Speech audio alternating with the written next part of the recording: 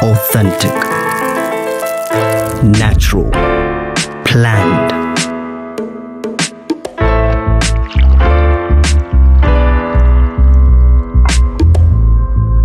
Transforming.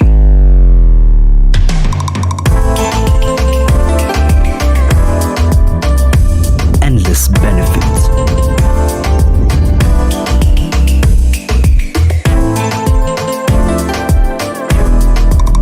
Slaty, purely Kenyan. Buy now on Jumia or Amazon.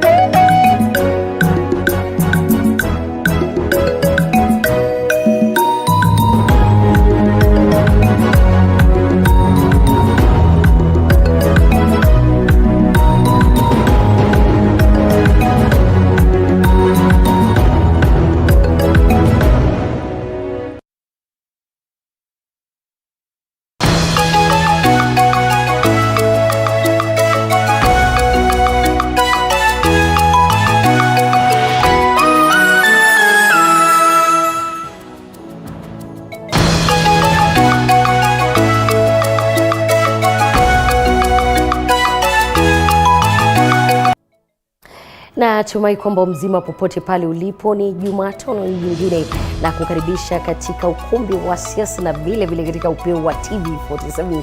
Hii leo tukiangazia masuala mbalimbali katika kaunti zote 47 na studioni sipo peke yangu, ila ni naye mbunge wa kaunti ya Kiambu ambaye ni Gathoni wa Mushomba, na vile vile nitakuwepo na mbunge wa kaunti ya Wajir ambaye ni Fatuma Gedi, tukiangazia masuala mbalimbali kuhusiana na masuala ya siasa humu nchini. Lakini kwa sasa haya ndiyo yaliyomo yajayo katika upeo wa TV47. Rais Kenyatta afanya mageuzi katika baraza la mawaziri, akiwahamisha mawaziri Charles Keter, Eugene Wamalwa na Monica Juma. Bei ya kawi nchini huenda ikapungua kufikia mwezi Disemba baada ya mapendekezo ya jopo kazi lilokuwa limebuniwa na Rais Uhuru Kenyatta. Na wamiliki wa hifadhi za wanyama Laikipia walalamikia hasara wanayokadiria baada ya hifadhi hizo kuvamiwa na wanaolisha mifugo wao kinyume cha sheria.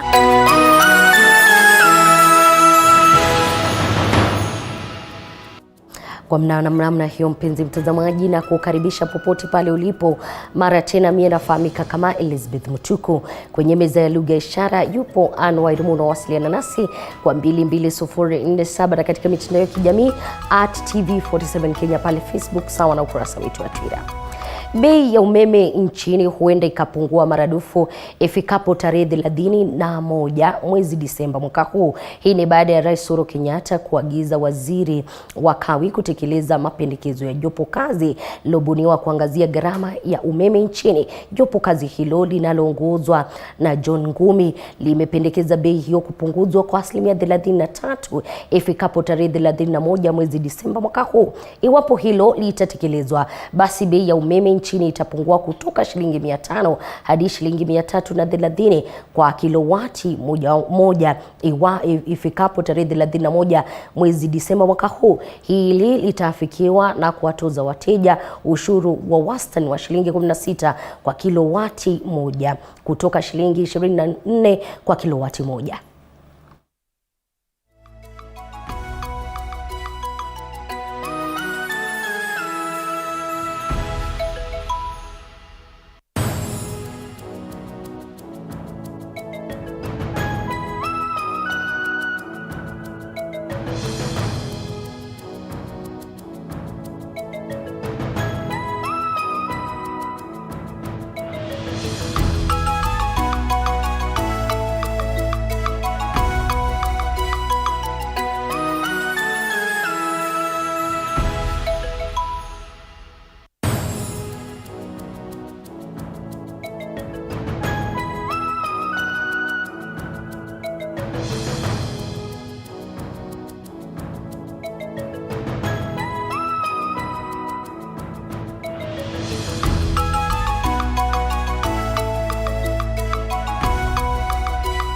Bila shaka mpenzi mtazamaji, kama nilivyosema ni siku ya ukumbi wa siasa, na vile vile ninampa mgeni wangu nafasi kuweza kunieleza kuhusiana na hilo la bei ya umeme ambayo huenda ikapungua. Mheshimiwa, unaweza kusema nini kuhusiana na hili, ikizingatiwa katika siku za hivi karibuni imekuwa ni masuala ya kupanda kwa umeme na ambayo kidogo yamekuwa ni ya kutatanisha Mheshimiwa?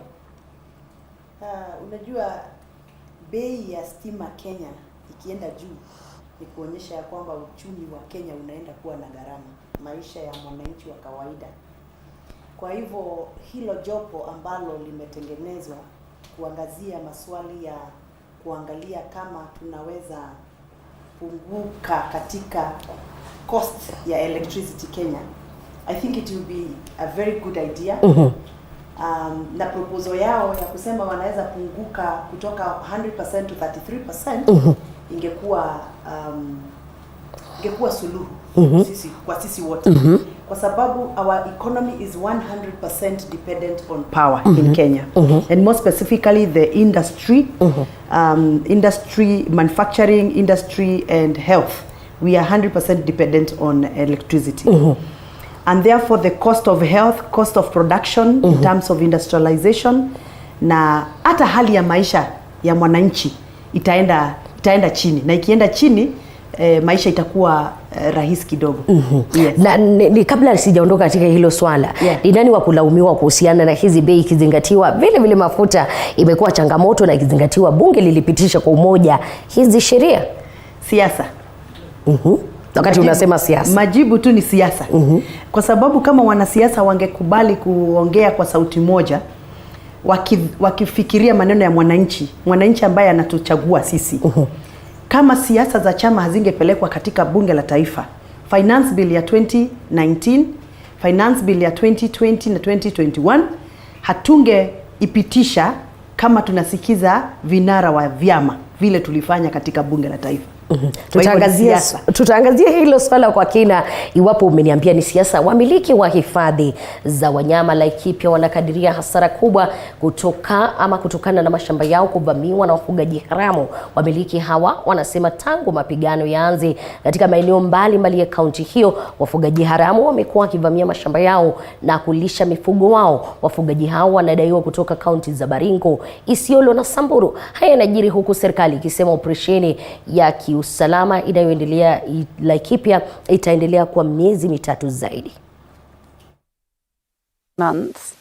And we've had our infrastructure burnt, we've had our ranger bases smashed, we've had a targeted, our businesses, our avocado project, our essential oil distillation machine has been smashed. We've had to extract as much as we can and bring it centrally to avoid it getting damaged. Over the last few days up to now, we've had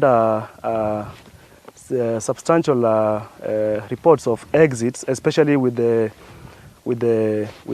permission by the government to allow some of the herds to leave the conservancy and be given safe passage back to their counties of origin. I think that is in public domain. Bila shaka mpenzi mtazamaji, unaendelea kuwasiliana nasi kwa 22047 na katika mitandao ya kijamii @TV47 Kenya pale Facebook, sawa na ukurasa wetu wa Twitter. Kumbuka siku zote maoni yako yanakubalika. Rais Uhuru Kenyatta amefanya mageuzi katika baraza lake la mawaziri hili. Aliyekuwa waziri wa ulinzi Monica Juma sasa amehamishwa hadi wizara ya kawi na petroli, na waziri wa kawi Charles Keter akipewa wizara ya ugatuzi. Eugene Wamalwa ambaye amekuwa katika wizara ya ugatuzi sasa ataongoza wizara ya ulinzi. Wakati huo Rais Uhuru Kenyatta pia amefanya mageuzi katika idara ya makatibu wakuu wa wizara mbalimbali. Daktari Gordon Kihalangwa sasa akipewa nafasi katika wizara ya kawi, Joseph Njoroge akihamishwa katika wizara ya uchukuzi, na Nelson Marwa atakuwa katika wizara ya miradi.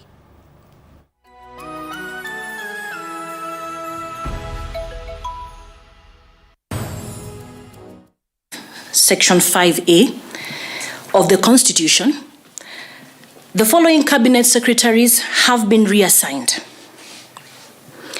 Cabinet Secretary Ambassador Dr. Monica Juma, moves from the Ministry of Defense to the Ministry of Energy. Cabinet Secretary Honorable Charles Keter moves and becomes the Cabinet Secretary of the Ministry of Devolution. Cabinet Secretary Honorable Eugene Wamalwa now takes over the Ministry of Defense. Cabinet Secretary Margaret Kobia retains her portfolio, but as you saw earlier, it was her, she got more duties, and with the new ministry, it will now be the Ministry of Public Service, Gender, Senior Citizens Affairs, and Special Programs. 3. The reassignment of principal secretaries. In accordance with Article 155, Section 4 of the Constitution, the following principal secretaries have been reassigned. Principal Secretary Major General Retired Gordon O. Kihalangwa now becomes the Principal Secretary in the State Department of Energy. Dr. Engineer Joseph K. Njoroge now becomes the Principal Secretary of the State Department for Transport. Mr. Solomon Kitungo now becomes the Principal Secretary of the State Department of Public Works. Mr. Nelson Maras Ospita now becomes the Principal Secretary, State Department for Special Protection, Senior Citizens Affairs, and Special Programs. Kwingine kulikuwa leo ulimwengu ukiadhimisha siku ya moyo duniani. Wakazi wa kaunti ya Mombasa walijitokeza kwa wingi kuadhimisha siku hiyo katika uwanja wa Makadara ili kufahamishwa kuhusu maradhi hayo na wahudumu wa afya. Mwanahabari wetu Patronila Gorin Kuradhi alihudhuria na kutuandalia taarifa ifuatayo. Madaktari wa moyo na wauguzi jijini Mombasa walijitokeza katika kongamano la kuwafahamisha wakazi kuhusu maradhi ya moyo na jinsi ya kujikinga kutokana na maradhi hayo. Today we are here to commemorate the World Heart Day, and the World Heart diseases that we're having today, mainly hypertension, diabetes, that are causing cardiac problems. So these are things that precipitate someone to develop cardiac diseases, and mainly what we're talking about cardiac diseases is either blockages in the arteries of the heart, that are coronary artery disease, or weakness of the muscles of the heart, which are called cardiomyopathies. Wakazi hao walipokea huduma bila malipo, ikiwemo vipimo vya pumu, kisukari na maradhi mengine yanayohusiana kwa karibu na moyo. Nimeelekezwa kule kwa kupimwa, kwenda kupimwa huko, unajua hali yako ya moyo. Na pia unaambiwa unafanya zoezi na unakula fruits kwa wingi. We need to live a healthy lifestyle. If you have diabetes, if you have hypertension, it's good to have regular checkups with your physician. Do regular physical exercise, maintain your diet, and all these are risk factors which lead to eventually to cardiovascular disease. Wakazi wameonywa kutilia maanani vyakula wanavyotumia ili kuepukana na maradhi ya moyo. We need to regulate the table salt, and we ensure that our meals is prepared by a pinch of salt to taste. What we tend to discourage is the raw salt that we keep on adding on already cooked meals that is already served on our plate. If we can control that, we are in a better position to even prevent those other risk factors which might lead to heart problems. Wataalamu wa masuala ya moyo wanasema janga la corona limeathiri sana wagonjwa wa moyo, huku idadi yao ikiongezeka. Patronila Goren, Runinga TV47, kaunti ya Mombasa. Asante Patronila kwa taarifa hiyo. Mvuvi aliyedaiwa kuuawa na afisa wa ulinzi ziwani Naivasha wa kitengo cha Coast Guard amezikwa leo eneo la Longonot, Naivasha, huku uchunguzi wa kisa hicho ukianzishwa mara moja. Yadaiwa kuwa alipigwa risasi moja mgongoni iliyomsababisha mauti, kama anavyotuarifu Willy Dennis Njiro. Hali ya simanzi na majonzi ilitanda wakati wa mazishi ya Samuel Mwagai Shuma, mvuvi anayedaiwa kuuawa na afisa wa kitengo cha Coast Guard ziwani Naivasha, kaunti ya Nakuru. Hata kama kuna makosa, isuluhishwe kwa njia ambayo inafaa na inayostahili ili tujenge taifa. Ni kwa sababu kama tungeweza kuangamiza vijana, basi hakuna kesho na hakuna nchi Kwa hivyo ningeomba serikali iweze kusimama vizuri na iangalie haya mambo. Vijana wamekufa sana, wamekufa kwa njia nyingi. Kwa hivyo tuwajali ili kizazi cha kesho kiweze kupatikana. Samuel alijihusisha na shughuli za uvuvi na anadaiwa kupigwa risasi akiwa kazini. Kuna huzuni kwa familia kwa vile huyu kijana ametuacha na ameacha watoto wadogo sana. Sasa tungeomba serikali itusaidie. Tunaomba serikali yetu kwa sababu sisi hatuna nguvu, tusaidie kufuata hiyo sheria ama kufuata hiyo maneno ya chuma, ili sisi tuwe na nafasi mzuri ya kufuata hiyo maneno serikali tusaidie. Kulingana na ripoti ya mkaguzi wa maiti, mwenda zake alifyatuliwa risasi mgongoni, ashirio kuwa alikuwa akiondoka walikokuwa maafisa hao wakati aliuawa. Upelelezi wa haraka ufanywe ili ofisa ambaye anahusika ama ambaye alihusika kwa haya mauaji achukuliwe hatua za kisheria vile inastahili. Hawa vijana ni wetu, bahari ni yetu, na ni lazima sisi kama watu wa Naivasha tukubaliwe kuaccess resources. Haya yanajiri huku viongozi kutoka eneo la Naivasha wakitaka walinzi wa Coast Guards kuhamishwa kutoka ziwani Naivasha mara moja, na kusema kuwa ziwa hilo limo kwenye himaya ya kaunti ya Nakuru wala sio serikali kuu. Sheria inaunda sababu na tukikataa tumekataa. Wacha tufanya hivi. Nataka tulisolve mpaka DC yaone sisi Coast Guard hatuwataki. Kwamba sasa as long as nyinyi amujapewa license mukakataa kukata, we can negotiate. How do you relax operation ya kuenforce kama mpaka watu wapewa license? Ile lake iko under the custodian ya county government of Nakuru. National government wanakuja kufanya nini? Samuel Mwagai aliyezikwa kwa eneo la Naivasha amewacha wana wawili wa miaka 3 na 1, huku kesi hiyo ya mauaji ikitarajiwa kuanza hivi karibuni. Nikiripotia runinga ya TV47 kutoka eneo la Longonot, Naivasha kwenye kaunti ya Nakuru, mie ni Willy Dennis Njiru. Bila shaka mpenzi mtazamaji, ni wakati wangu wa kuchukua mapumziko kidogo, na bila shaka kama nilivyosema maoni yako yanakubalika. Dominic Ekamaisa anauliza hivi, mbona huyu Marwa asipelekwe katika wizara ya ulinzi? Reverend Harrison Kosgei vile vile anasema mabadiliko ya mawaziri ni jambo zuri zaidi. Eunice Odhiambo miongoni mwa wengine. Usicheze mbali, maana tukirejea tutaendelea vile vile na ukumbi wa siasa na masuala mbalimbali ambayo yanaendelea kutukia humu nchini.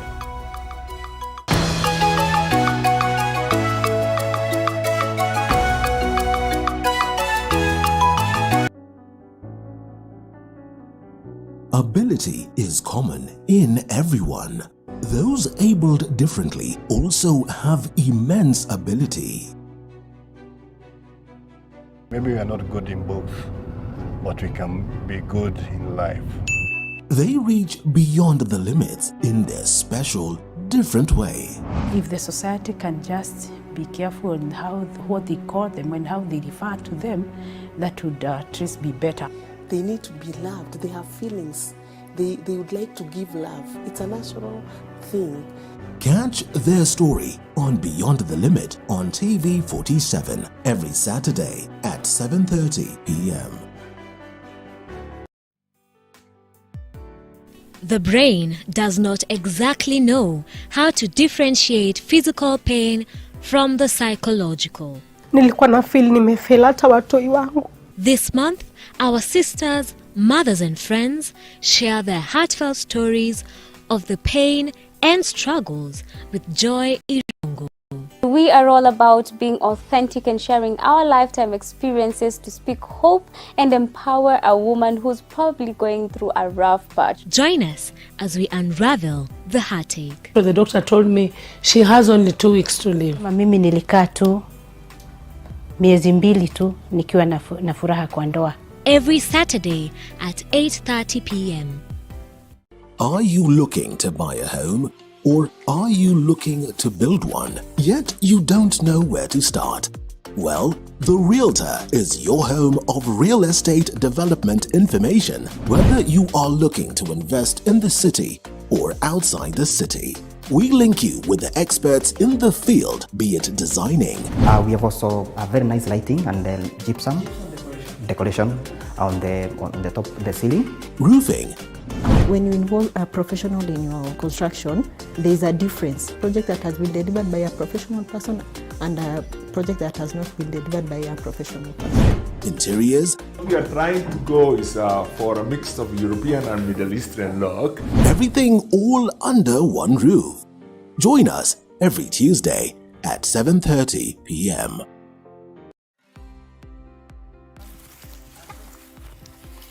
Any waste stream in our society can be turned into a revenue stream. Basically, turning lemons to lemonade. It could be a restaurant, animation industry.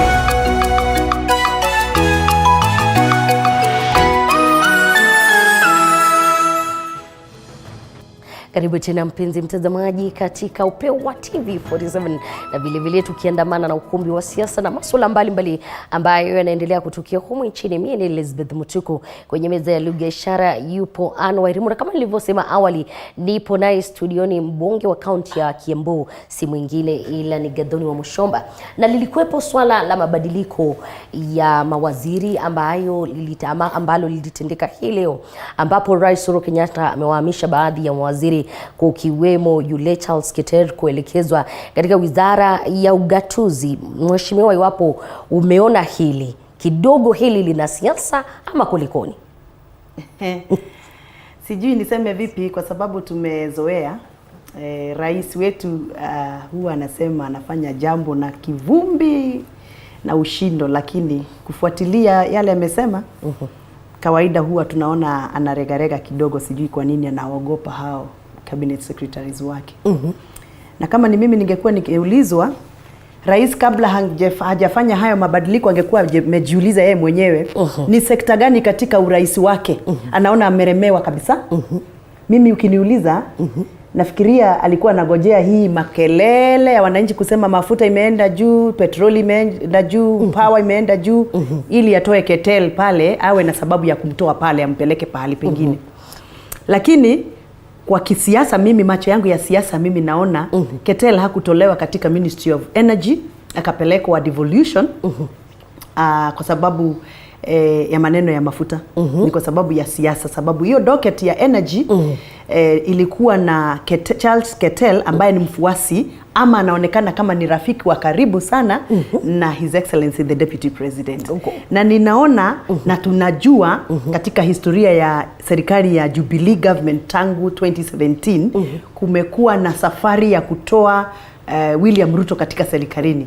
Wale watu ambao wanaonekana ni marafiki wa karibu sana na William Ruto wanazimwa, yani ni kama wanatolewa nguvu ya kazi na nguvu ya kumanage dockets ambazo ziko na nguvu za kipesa. Hili mnaona kidogo mimi naona kutoa Keter katika Ministry of Energy kumpeleka devolution, it has got nothing to do with the power bills and power, because sababu stima haikupata bei juzi. Stima mafuta ya petroli haijapata bei juzi. Hatujaanza kuteta juzi. Hili ni jambo ambalo tulikuwa nalo. Kwa hivyo kama President Kenyatta's government has failed, rais angeangalia ni sekta gani ambazo yeye mwenyewe kama rais amefail, aanze hapo. If you asked me, kama kuna pahali rais amefail, ni maneno ya kuajiri vijana wetu, provision of employment. Kwa hivyo kama angekuwa anataka kuleta mabadiliko ndio ainue serikali yake pahali ameanguka, yani pahali amefail kabisa, angekuwa ameguza Ministry of Youth and ICT, kwa sababu hapo ndipo alitoa youth katika Ministry ya Youth na Gender, akaipeleka katika Ministry of ICT. Na tangu apeleke Ministry of Youth kwa ICT hatujaona tutakuja, manake kuna mabadiliko mengine mengi ambayo vile vile yametekelezwa. Ameguza kidogo, bado hilo alijatendeka, lakini nitakueleza baadhi ya mengine kisha kutoka pale tuzungumze. Naibu Rais William Ruto na wabunge wanaoegemea chama cha UDA wamekashifu hatua ya mabwenyenye kutoka eneo la Mlima Kenya kuandaa mikutano na kinara wa ODM Raila Odinga. Kizungumza wakati wa hafla ya mazishi ya babake spika wa bunge la Nyeri, Ruto amesema kuwa kila kiongozi ana uhuru wa kutangamana na mtu yeyote na kamwe hafai kukandamizwa. Sasa chukueni kanisa yote ya Mukoroini kama vile ilikuwa, waunganishe makanisa yote, washukue. Katika Kenya hii ni Kenya iko na demokrasia na uhuru. Kila mtu afanye mkutano mahali inamtosha. Ile kitu mimi nataka tu niulize sisi wote ni kwamba tukifanya mkutano na wale wenye mali ili serikali ichunge mali yao, hiyo ni kitu mzuri. Lakini pia tukifanya mkutano na wale wako chini ili serikali wasaidie kutengeneza mali, pia tukubali, hiyo ni kitu mzuri. Tusiseme ni class war, hapana. Kila mtu ako na interest. Wale wenye mali wako na interest ya kuprotect mali yao. Wale wako chini wako na interest pia ya kupangiwa vile watafanya biashara, vile watapata kazi, ndio pia wakuwe na mali. That is their interest.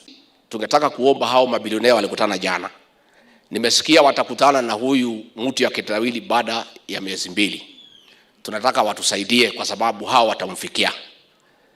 Waulize mtu ya kitendawili atuhakikishie kabisa, hata kama ataandika, ya kwamba tukipiga uchaguzi akishindwa na William Ruto atakubali. Na wale wazee ambao tuliona jana wakiwa na huyu anaitwa baba, mimi pangu sikuona makosa. Wajua kwa nini sikuona makosa? Hao wazee ndio walikuwa wanafanyia Moi campaign 1997 na ile chama inaitwa Central Kenya Support Development Group. Yule chairman alikuwa wa hiyo group 1997. Saa hii pia ni yeye alikuwa chairman. Na walianguka 97 na saa hii pia wataanguka. Na kabla sijaendelekea michezoni, mheshimiwa, nitakuuliza hivi, unaunga mkono timu gani ama una support timu gani hapa nchini sawa na katika EPL? None. Wewe sielewi anything. Hakuna timu ambayo una support? Ligi zangu zinafikianga tu Kiambu final league. Tukifika final league, tukicheza mpira ya vijana, hiyo sasa mimi nasonga kwa nyimbo. Mimi ni mwanamuziki. Hata Harambee Stars hujui? Sielewi. Nilikuwa nawafuata nikiwa msichana mdogo, lakini one time nikaenda kuona mpira kule Kasarani Stadium. Alafu vita ikatokea, vita mbaya sana. Na nilikuwa na high heel. Na ndio hivyo ukaacha.